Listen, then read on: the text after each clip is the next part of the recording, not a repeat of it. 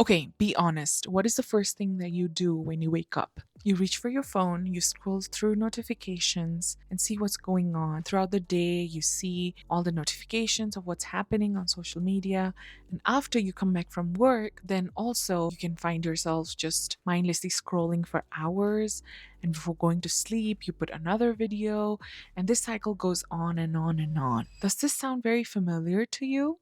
Well, trust me. I was like that in that situation a year ago, and I decided to change that. So, in today's video, I am going to give you exact steps that I took to break up with my phone and finally take control of my life, my focus, everything. In this video, I'll be sharing also some insights from this really nice book, How to Break Up with Your Phone by Catherine Price. So, thank you, Catherine, and let's get started. So, this book talks about some reasons why we're hooked to our smartphones, and it says novelty is one of the reasons. So, anything that's like new is something that really excites us because it's, novelty mixed with unpredictability. Because when you scroll through social media, you don't know what's the next thing that's going to come, and that really hooks us, right? And it also says that we fear our own minds. So, sometimes we just can't sit alone with our thoughts for even like 10-15 minutes, and we need something to do to fill up that time so that we don't have to face our actual emotions, sadness or happiness or whatever that is. So it says that we fear our own minds. And another reason can also be it's because we are lazy and we think that, oh, okay, rather than just doing something productive, if I scroll social media for 15 minutes while I'm waiting for my appointment, it would be a good use of time rather than just me looking up something that's important for me or my career. I would rather be on my phone, right? There is a paragraph in this book that I love, and I want to read it out to you word by word. And it says, today I would argue that we can take this even further. If you wanted to invent a device that could rewire our minds, if you wanted to create a society of people who were perpetually distracted, isolated, and overtired, if you wanted to weaken your memories and damage your capacity for focus and deep thought, and if you wanted to reduce empathy, encourage self absorption, and redraw the lines of social etiquette, you'd likely end up with a smartphone. That sounds about right, doesn't it?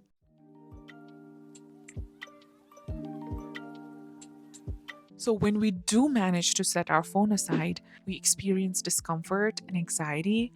And there's a term for it. It's called nomophobia, which means the fear of being without one's phone. And this nomophobia, studies have revealed that it causes heightened level of anxiety, irritability. It can lead to even things like low self-esteem and also hamper your academic performance. I want to highlight some research done around this topic so that you and I know what a smartphone does to us. College students with severe mobile phone addiction who use their phones for more than 4 hours every day were more likely to develop problems like psychological problems such as anxiety, depressive symptoms, loneliness, social anxiety, impaired concentration, sad or hopelessness, physical problems like palpitation, nausea, and sleep problems like sleep quality, sleep latency, disturbances, sleep duration, and sleep dysfunctions. So, when people are distracted by their mobile phones, it triggers a mental and emotional fixation with phone related activities, and which in turn affects our thoughts and emotions, and which later affects our mental and emotional well being. Now that we know all the adverse effects of being hooked to a smartphone, number two is start paying attention. There are 7 questions that I'm going to share with you. You can make a mental note of this or just start writing it down so that you are aware of like what's going on. So number 1 is, how many times do you pick up the phone every day? When I did it first, I was shocked to see that I think there was one day when I was picking up the phone for 25 times. So, yep, number 1 is that. Number 2 is that how much time do you spend on your phone? And that you can exactly see. If you have an iPhone, just go to settings and scroll down to screen time, and it shows exactly which are the apps that you spend most of your time on and how many hours do you spend on your phone every day.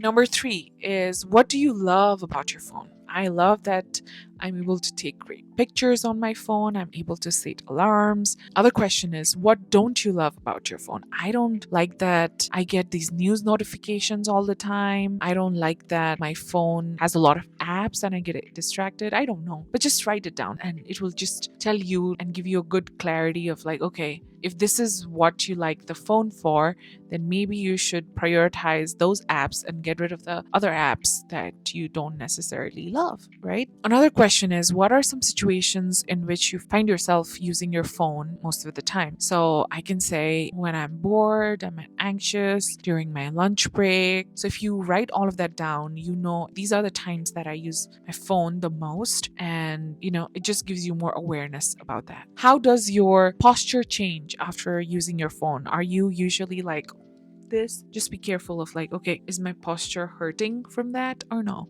Another one is, what is your emotional state before and after using the phone? Let's say if I use my phone during a lunch break, I'm like, I look forward to it, right? And then I scroll through TikTok, Instagram. But how do I feel after using it? Do I feel like, oh, it was such a good use of time? Or do I feel like, oh my God, I didn't learn anything? And, if I come across some cross video or something that triggers something in me, like I sometimes end up feeling worse than what I felt before. So, just write honestly how you typically feel emotionally before and after using your phone. Days, months, and weeks go by. We use our phone almost every day, but we never ask these questions to ourselves, right? So it's very important to start paying attention, because the most important thing when you break up with your phone is being mindful of how you're using the phone, why you're using the phone. So write down the responses to each of these questions, or at least make a mental note of this, and it will give you enough reasons cognitively to take action when we go to another step, which is number 3. So, unless we make an environment that makes us breaking up with phone easier, we can never make it happen. So the first thing is carve out one phone free space and one phone free time every day. I mean, for the space, you can just designate a space and just keep it up for as long as you want. What I do is in my apartment, my living room is a phone free space. I made that because I just don't want to be looking at a phone when I'm watching TV or when I'm watching Netflix. So when I set a mental reminder to myself that, oh, I'm not going to carry my phone when I'm on my couch, when I'm watching TV, it is a phone free space for me. And that is one way of creating that environment. And you can also carve a phone free time. So let's say if you can't resist yourself from using phone during lunch break, maybe you can say, oh, okay, my 10-minute, 15-minute breaks, I won't use my phone. Those are like phone free times for me. So if you stick to that, then you get into the habit of not using your phone every time you're free or bored or lazy. Another very important thing when we talk about creating the environment is that do not keep your phone under your pillow or in your bed while sleeping. I know.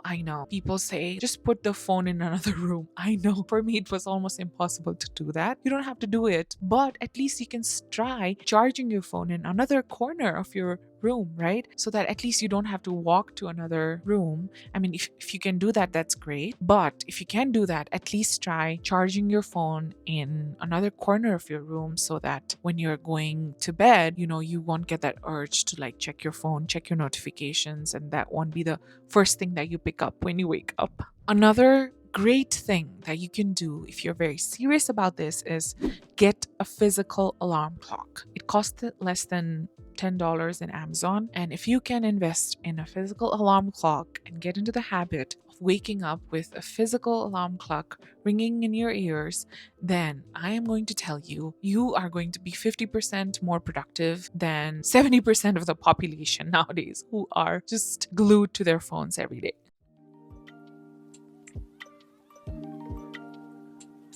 You have to replace phone time with doing something that is real. Allow activities that produce dopamine from making real effort in life. So, for example, going on a walk, being a part of a sport or an activity, connecting with your loved ones, these are just some examples that you can do, mostly that are like, out in the nature. But these are like real activities that require high effort, produce dopamine, which feels more satisfying and also has health benefits. So pick a stretch of time. Maybe it's the first 30 minutes after you wake up. Maybe it's the 1 hour after you come back from work that you can decide to do something real. I know it's such an effort to begin with, but I can assure you that once you invest time and energy in doing activities that require more effort and low dopamine rather than involving in activities that require less effort and more dopamine, your life will feel so much more rewarding and fulfilling. I can give you my example. So I started volunteering at a local library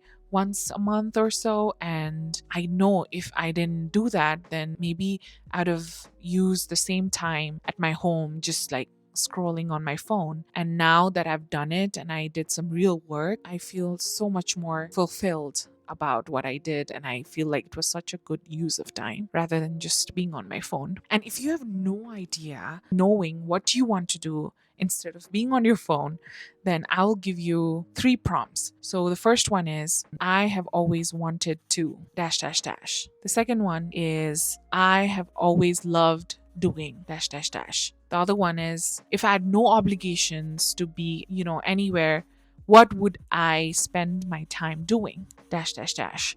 So if you fill in the blanks, then you'll get an idea of, oh, okay, this is something that I always wanted to try. Let's say if it's like starting a YouTube channel. Oh, I've always wanted to start a YouTube channel. Why don't I try making videos instead of being on my phone all day, right? I've always loved painting. So why don't I start that again? Maybe I should just get some painting supplies, and that way it would be a kind of a creative chill out for me. That'd be great, right? And if I had no obligations to be anywhere, what would I do? I think I would go shopping or I would go on a hike, right? So just writing it down also makes it so much clearer in your head that, okay, these are the activities that I can do, which will be much more rewarding and fulfilling than just being on my phone.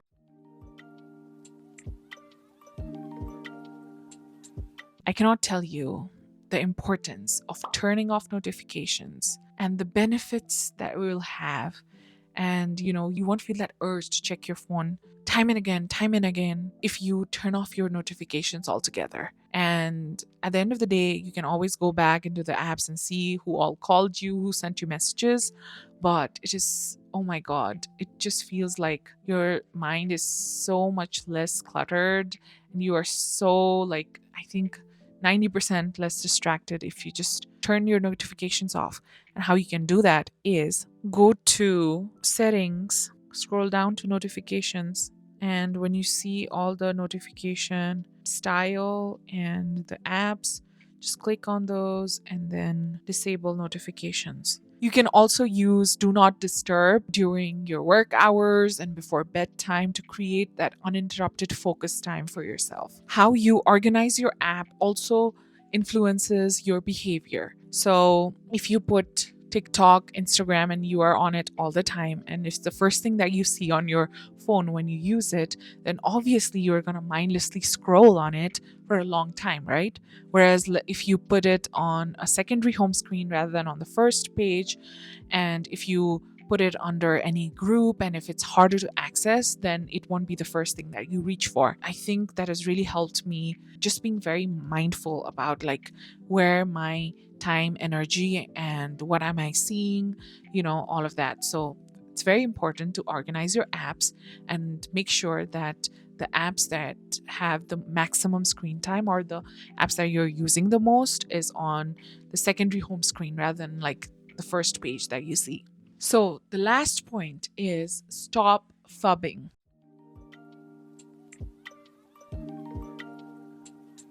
So it's actually a word which is a combination of phone and snubbing. It's actually a term that means when a phone steals our attention from the people right in front of us. So picture this, you're at a cafe with your friend and you're there to share your work achievement or promotion, and you're sitting across from each other, and as you're trying to tell your friend of this achievement of yours that you're so proud of, you see that your friend is suddenly gets distracted by a notification from the phone, or just picks up your phone and is looking at the phone and is scrolling through Instagram when you're trying to share important achievement in your life, and you feel a little, I don't know, unheard, or like, hurt. Does that happen to you? Like, I feel that mostly in like group settings when I go out for lunch and dinners and everybody is on their phones or discussing about like, okay, what they saw on, news or whatever. And I'm like, oh my God, we are here to eat dinner. Like, let's just look at each other and have a real conversation. So that is fubbing. And I hate it personally. And if you know me and my close friends do, we go out to eat together, or if we're seated together and we're having dinner together, we're chatting. Like, I never take out my phone, or I don't even feel the urge to check notifications. So please stop fubbing. And that is the most important thing. That brings me to the end of this video. Thank you so much for watching. And if you have any comments or suggestions, feel free to write here in the comments section, and subscribe to my channel if you are new. I will be creating more content in the future. Take care. And yes, use your smartphone wisely and take control back of your life. Thank you. Bye. After filming this video, I actually went on Reddit to see, like, okay, what are people doing to reduce their smartphone addiction, and why do people get addicted to smartphones? And I just like highlighted some really interesting responses that I want to share with you. Not interesting, but it could be useful to you. So one person said, how about starting with getting a non-phone alarm clock? Just like I said, leaving your phone in another room while you sleep. Even better, put something else in your bedroom, like a book or journal, as entertainment for when you wake up, or get started with food, work, chores right away. Either is fine. I agree. Then work on putting the phone away for a little while before bed and so on, shortening the window of time where you can use the phone.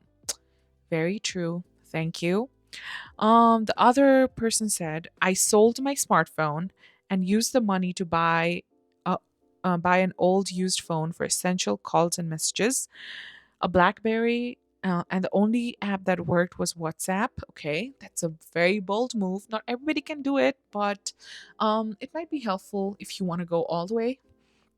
I invested the rest of the money in a gym membership and a few therapy sessions. It worked way better than I expected.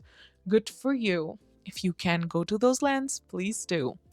Okay, so there was another response where the whole subreddit was about why people are addicted to their phones. And this person wrote, the issue is that you have either some unresolved anxiety, thoughts that you don't want to think, fears, or otherwise just negative feelings that happen, and they get masked with entertainment.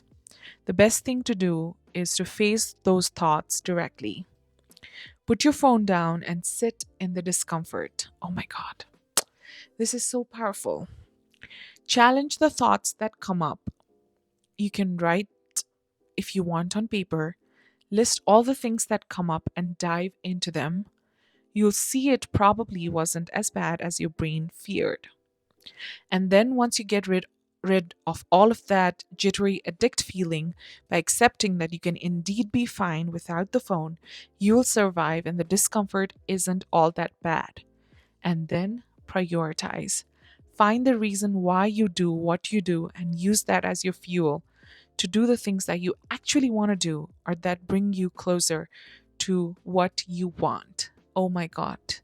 I think this is such a nice thought that, sometimes when we're trying to run away from some unresolved feelings in our mind, we often take the help of technology to mask that with entertainment.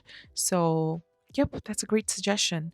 And I really like this idea of incorporating like Reddit comments in all of my videos, so I might do it more in the future as well. But yep, really helpful things that people have proposed.